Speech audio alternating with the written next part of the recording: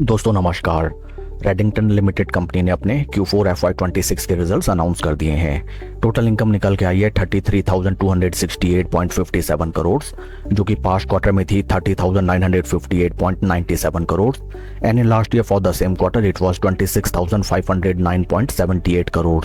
Total income figures में हमें quarter on quarter 7.46% का ग्रोथ, जबकि वाई ऑन वाई बेसिस 25.5% का ग्रोथ नजर आता है। टोटल एक्सपेंसेस निकल के आए हैं 32,721.04 करोड़, जो कि पास्ट क्वार्टर में थे 30,421.19 crore and in last year for the same quarter it was 25,987.41 crore.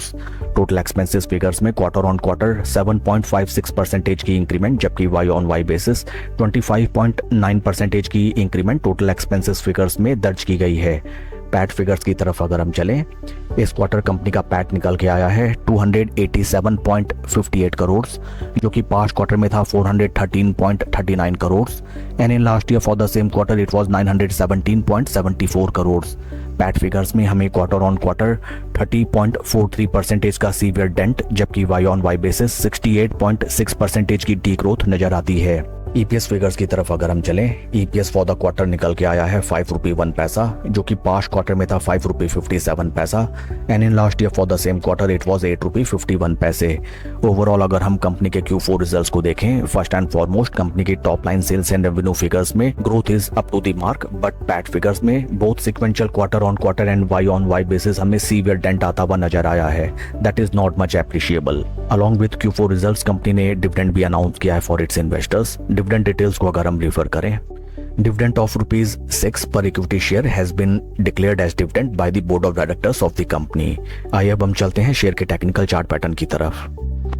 This is daily time frame, जहां पे हमें नजर आता है दैट स्टॉक अपने काफी क्रूशल डिमांड जोन, जिसको सपोर्ट जोन कह सकते हैं, वहां पे ट्रेड करता हुआ नजर आता है। टेक्निकल टर्म्स में स्टॉक इज वेरी वीक।